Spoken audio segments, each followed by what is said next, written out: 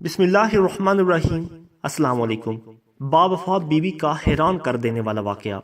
ایک شخص کے گھر والوں نے اپنی پسند کی شادی کی اور وہ آدمی اس رشتے پر خوش نہیں تھا۔ پہلے دن سے ہی اس نے اپنی بیوی کو بیوی نہیں سمجھا بلکہ صرف اسے اپنی نوکرانی سمجھتا تھا۔ کبھی اس نے اپنی بیوی سے ہنسی مذاق نہیں کیا، بس ہر وقت وہ اسے صرف روب کے ساتھ کام بتا دیتا اور بیوی بھی ایسی صابر تھی کہ حکم سنتے ہی اس کام میں لگ جاتی تھی اور صبر کر کر کے اپنی خدمت کے کاموں میں لگے رہنا اس کا شیوا تھا۔ بیوی کا ظالم خامن تھوڑی سی غلطی اور کوتاہی پر اسے بہت مارتا اور پیٹتا تھا۔ بیوی کو بالکل یہ حق حاصل نہیں تھا کہ وہ کبھی کوئی بات اس سے پوچھ سکے۔ آخرکار شوہر نے سوچا کہ کیوں نہ اس سے ہمیشہ کے لیے جان چھڑائی جائے۔ اب وہ اپنی وفادار بیوی کی موت کے لیے اپنے دوستوں کے پاس جا کر اس کو مارنے کی طرح طرح کی ترکیبیں دریافت کرنے لگا۔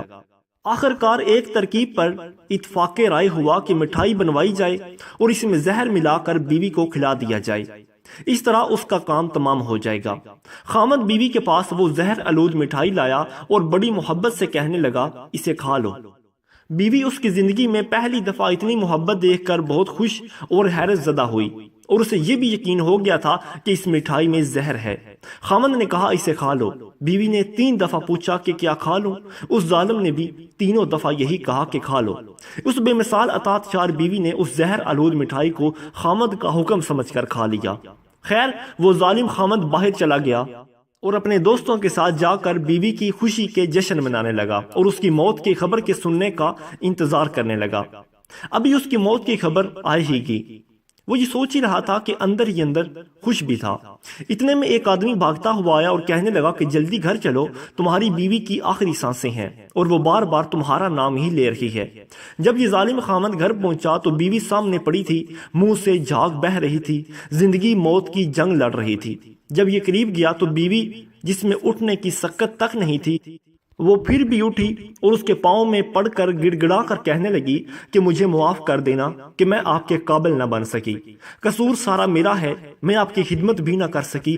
بیوی اس کی طرف حسرت بری نگاہوں سے دیکھنے لگی، اس کی آنکھوں میں آنسو تھے کہ رکنے کا نام ہی نہ لیتے تھے۔ اس کی یہ تابع داری، فرما برداری اور سچی محبت اور خلوص کو دیکھ کر اس آدمی کی آنکھیں کھل گئیں۔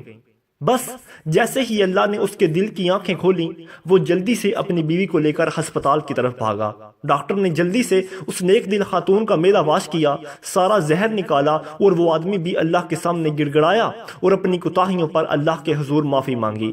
اللہ کا کرم ہوا، اس کی بیوی بچ گئی۔ وہ اپنی بیوی کو بڑے اعزاز و اکرام کے ساتھ گھر لے کر آیا۔ دن بدلے، بیوی کا صبر رنگ لایا اور اب وہی خامد جو دوسروں کے سامنے اس کی بےزتی اور نوکرانیوں والا سلوک کرتا تھا، نہایت اکرام اور اعزاز کرنے لگا۔ پہلے ان کے گھر جو بھی لوگ آتے تھے وہ ان کے سامنے بیوی کو نوکرانی کہتا تھا، اب وہی آ کر اسے پوچھتے کہ تیری نوکرانی کہاں ہے تو وہ کہتا ہے وہ سامنے میرے گھر کی ملکہ بیٹھی ہے، اب میری زندگی بہت پرسکون ہے۔ ساتھیو، صبر ہر تکلیف دہ انسان کو برداشت کرنے کا ایک آزمودہ مقولہ ہے۔ خدا را اپنے اندر صبر پیدا کیجیے۔ مزید اچھی ویڈیوز کے لیے ہمارے چینل کو سبسکرائب کریں۔